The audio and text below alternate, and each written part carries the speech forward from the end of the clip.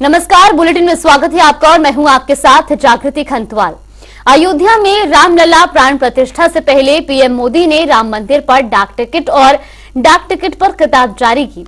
इस बीच उन्होंने कहा कि जब आप किसी डाक टिकट को जारी करते हैं और जब कोई इसे किसी को भेजता है तो वो सिर्फ पत्र या सामान नहीं, वो सहज रूप से इतिहास के किसी अंश को भी किसी दूसरे तक पहुंचा देते हैं। ये टिकट केवल कागज का टुकड़ा नहीं है, ये टिकट केवल कोई कला का कार्य नहीं है, ये इतिहास की किताबों, कलाकृतियों के रूप और ऐतिहासिक स्थलों के सबसे छोटे रूप भी होते हैं।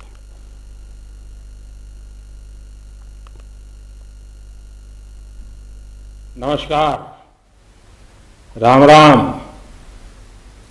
आज श्री राम मंदिर प्राण प्रतिष्ठा अभियान से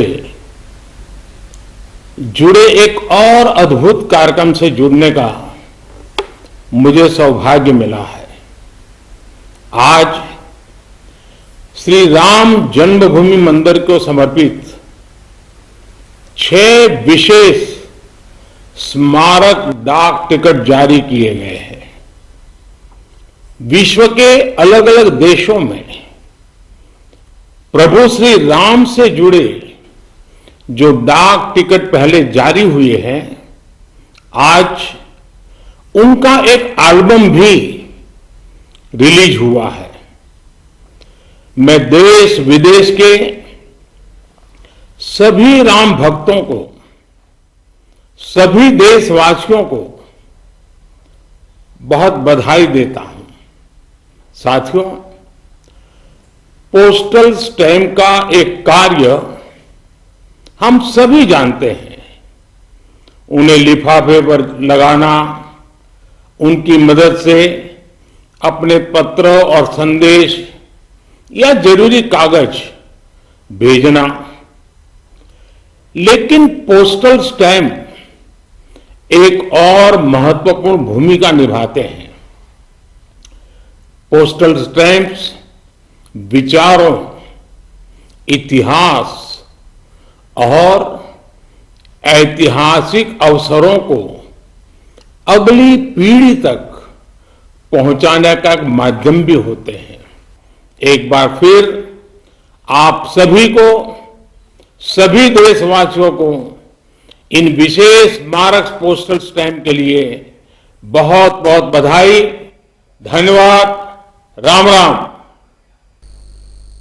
तो वहीं से खबर पर अयोध्या से हमारे वरिष्ठ सहयोगी सोनल भारद्वाज हमारे साथ जुड़ गए। सोनल, सबसे पहले आपसे जानना चाहेंगे, प्राण प्रतिष्ठा का दिन अब दूर नहीं, 22 तारीख वो दिन जिसका हर किसी को इंतजार है। किस तरह का नजारा अयोध्या में देखने को मिल रहा है?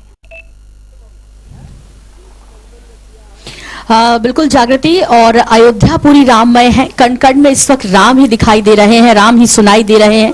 आप जिस तरफ निकल जाइए अयोध्या में सिर्फ राम नाम के भजन सुनाई देते हैं और वो भक्त दिखाई देते हैं जो 22 जनवरी से पहले ही अपने आप को रोक नहीं पाए और अयोध्या दर्शनों के लिए आए हैं।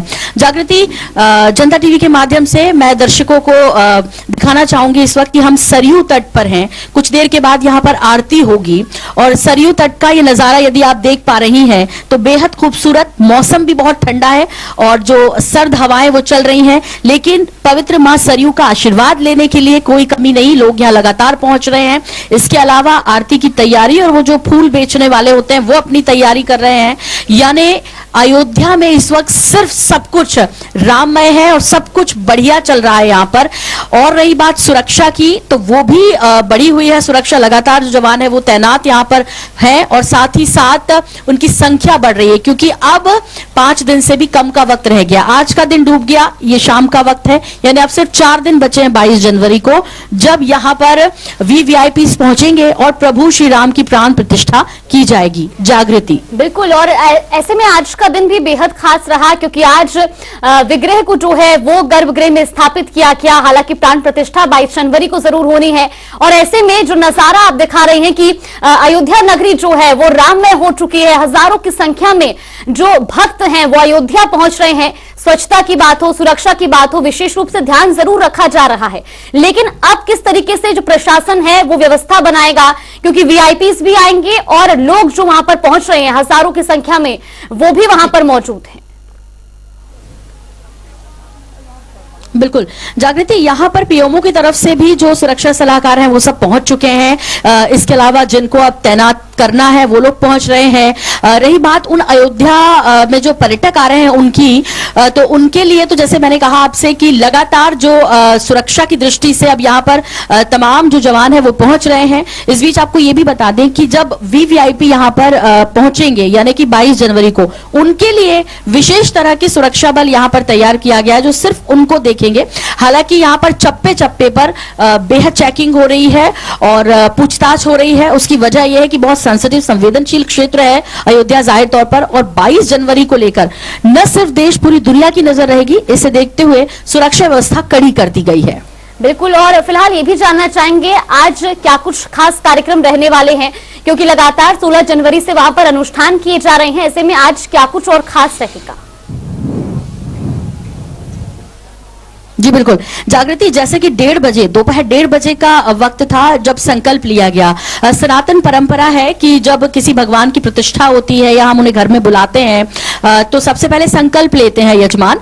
तो यजमानों ने आज संकल्प लिया है। इसके अलावा जो मूर्ति है लला की, राम लला की, जो कि 51 इंच की है, जो कि 5 साल के बालक के रूप में है, तो उस मूर्ति को आज जो है स्नान कराया गया है। जैसे कि बाकायदा जो अयोध्या में ट्रस्ट की तरफ से जानकारी मिली कि प्रतिदिन उन्हें घी से, शक्कर से, जल से अलग अलग दिन अलग अलग तरीके से उन्हें स्नान करवाया जाएगा। क्योंकि कहते हैं कि जब मूर्ति को बनाया जाता है, मूर्ति को गढ़ा जाता है, तो उस पर हथौड़ियां चलती है, तो वो कहीं कहीं चोटिल होती है, तो उसके पहले उसे एक प्राण उसमें आए उसके लिए तैयार किया जाता है।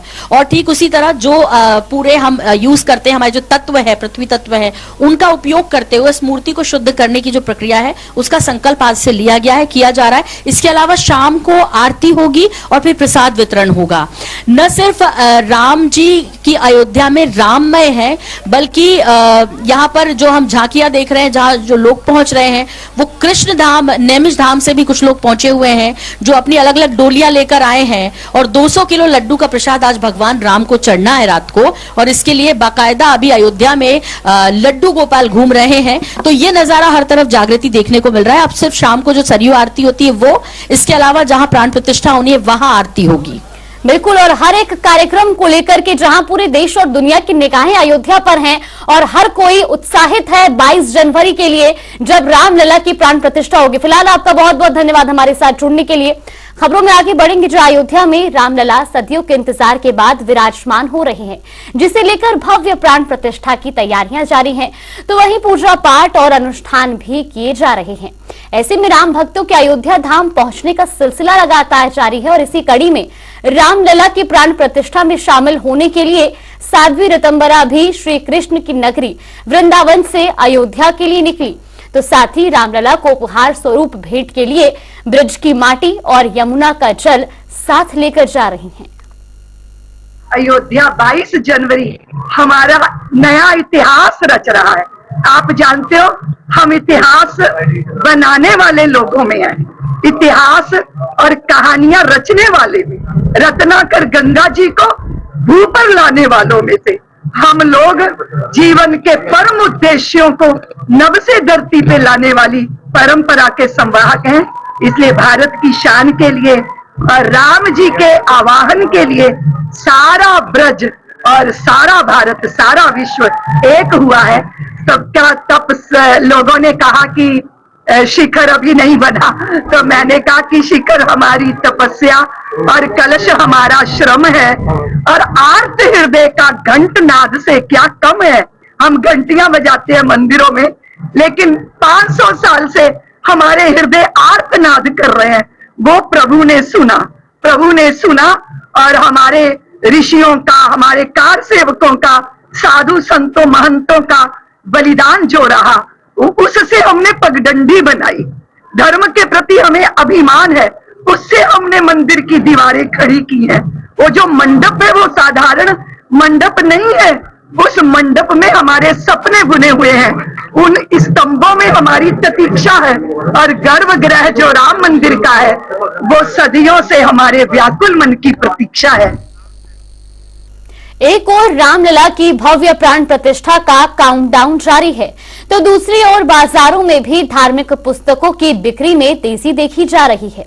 ऐसे में गीता प्रेस गोरखपुर में रामचरितमानस का स्टॉक लगभग खत्म है, तो प्रेस की तरफ से भक्तों के लिए इसे आधिकारिक वेबसाइट पर डाल दिया है। हमारे संवाददाता सुभाष गुप्ता की ये रिपोर्ट देखिए। जो प्रतियां लाखों में छपती थी, वो प्रतियां अब रामचरितमानस की खत्म होने लगी, यानी कि स्टॉक में जो रहता था वो स्टॉक अब इस समय खत्म होने लगा है, क्योंकि पूरे विश्व में रामचरितमानस की प्राण प्रतिष्ठा को लेके डिमांड बढ़ गई है। हमारे साथ इस समय मौजूद हैं गीता प्रेस के प्रबंधक लालमणि तिवारी जी।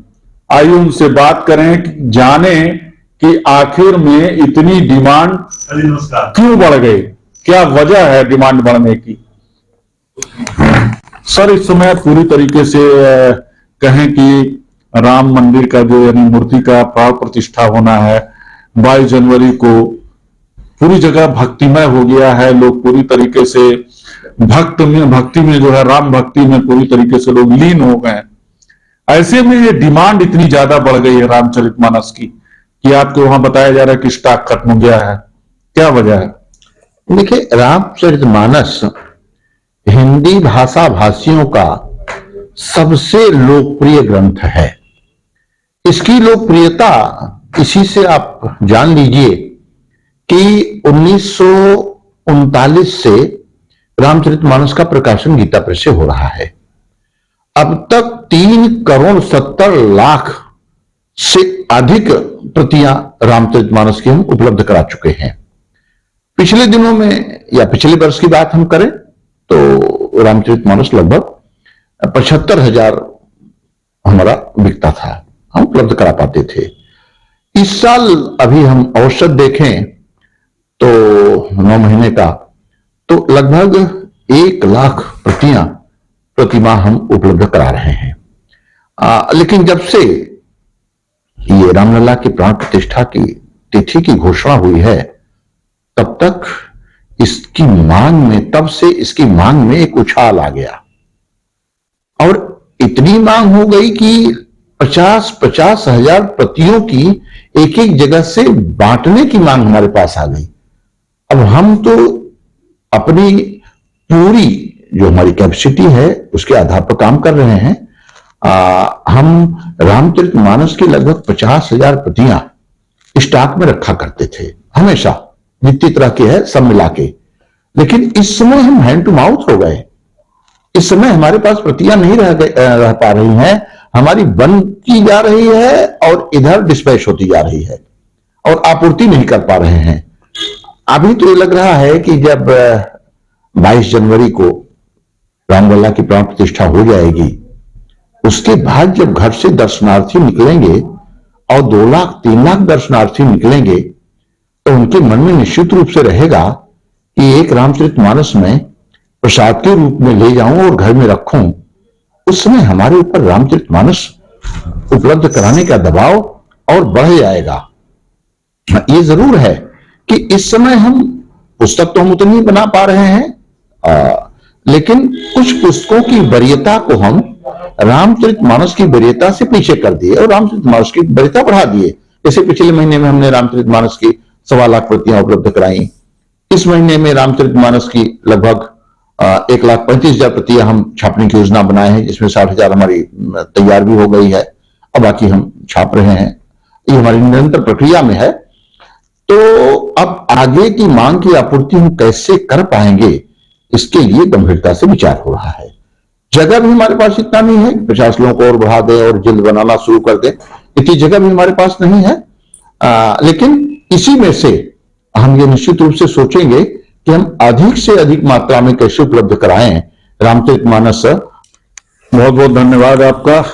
ये थे गीता प्रेस के प्रबंधक लालमणि तिवारी जी, जिन्होंने विस्तार से बताया कि 100 वर्ष के बाद किस तरीके से प्राण प्रतिष्ठा, यानी कि 22 जनवरी को प्राण प्रतिष्ठा का जब दिन करीब आया तो स्टॉक पूरी तरीके से रामचरितमानस की खत्म हो गई और डिमांड बढ़ चुकी है।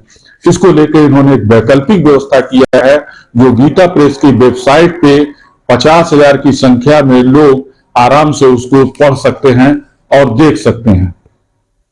सुभाष गुप्ता, जनता टीवी, गोरखपुर। अब कर्नाटक से स्वामी गोविंदानंद सरस्वती ने शंकराचार्य को लेकर बड़ा बयान दिया है। गोविंदानंद सरस्वती ने कहा कि मंदिर की प्राण प्रतिष्ठा में किसी भी तरह की कोई बाधा नहीं है। हमारे संवाददाता अनूप कुमार सिंह से खास बातचीत में उन्होंने क्या कुछ कहा और क्या कहा, ये रिपोर्ट देखिए। चुकी है गर्भगृह में और तमाम पूरे देश में राममय हो चुका है। हमारे साथ गोविंदानंद सरस्वती जी हैं। कर्नाटक से आप आ रहे हैं, बड़ा भ्रमण करके आए हैं। अब रास्ते में किस तरीके से माहौल मिला, क्योंकि दुनिया अब तो राममय हो चुकी है। पूरा दुनिया अयोध्या को देख रही है, पूरा दुनिया राम भगवान को देख रही है। यदि ऐसे बोला तो हमें उसमें कोई गलती नहीं है। श्री रामचंद्र भगवान का एक और बार प्राकट्योत्सव हो रहे हैं और ये हमारा सारी प्राणी लोगों के लिए सौभाग्य की बात है, क्योंकि इस आंखों से देखने के लिए सौभाग्य मिल रही है हमको।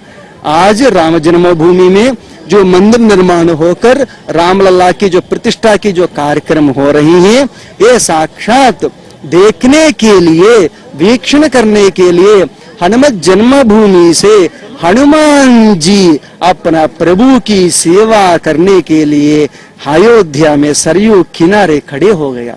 और इसके साथ साथ हनुमान जी आने के लिए एक और भी लक्ष्य है।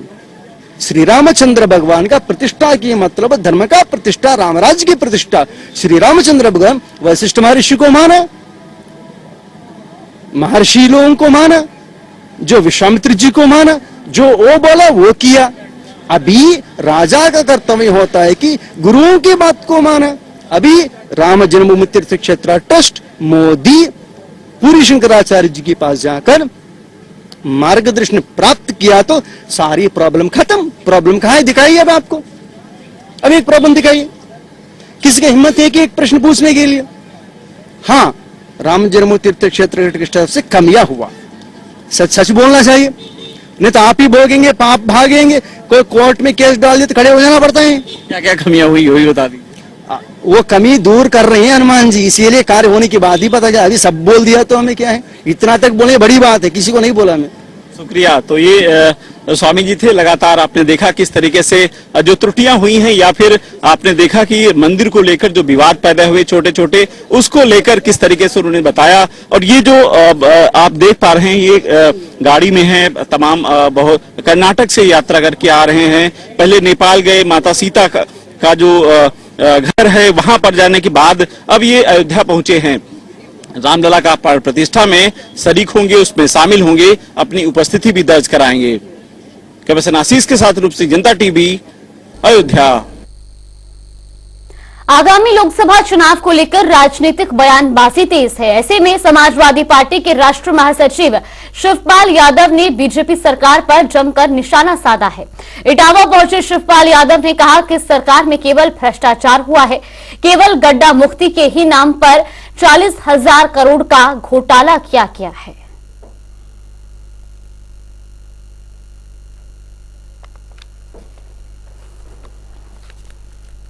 अब भारतीय जनता पार्टी के लोगों ने 10 साल में होने जा रहे हैं, कहीं पर भी काम बता दो, इटावा में कहीं काम बता दो, महंगाई कहाँ जा रही है, बेरोजगारी कहाँ जा रही है, भ्रष्टाचार चरम सीमा पर है, कहीं पर काम और कहीं विकास का काम नहीं। उत्तर प्रदेश की सड़कों पर देख ही दिया है कि 5 साल में केवल गड्ढा मुक्ति और गड्ढा मुक्ति में 40,000 करोड़ रुपया लग चुका है और गड्ढा अभी तक नहीं किया। कितना बड़ा घोटाला है गड्ढा मुक्ति में, इतने में तो पूरे उत्तर प्रदेश से एक लेखन हो जाए। और रुक करेंगे 2 मिनट में 10 बड़ी खबरों का।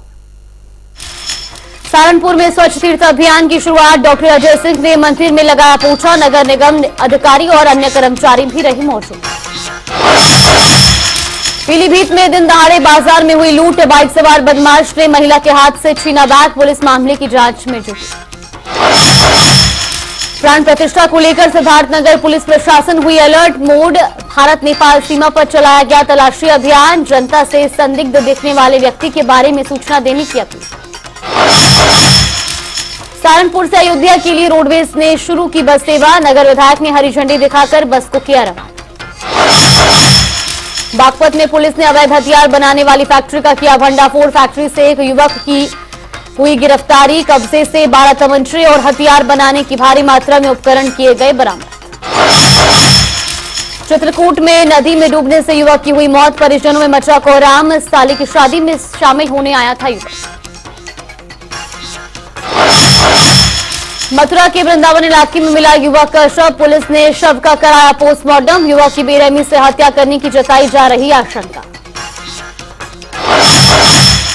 वृंदावन में स्वच्छ अभियान की शुरुआत। इस्कॉन मंदिर में से प्रेम मंदिर तक चलाया गया अभियान। यातायात प्रभारी मुख्य रूप से रही मौजूद। एटा में झोपड़ी में आग लगने से मची भगदड़। हादसे में घरेलू सामान सहित 4 भैंस जिंदा जली। लाखों रुपयों का हुआ नुकसान। फतेहपुर में बीजेपी नेता ने जमकर उड़ाई यातायात नियमों की धज्जियां। कार के बाहर लटके मिले कार्यकर्ता। स्वागत समारोह में निकला जुलूस। चलिए बुलेटिन में फिलहाल के लिए बस इतना ही। यहाँ पे रुकते हैं एक छोटे से ब्रेक के लिए।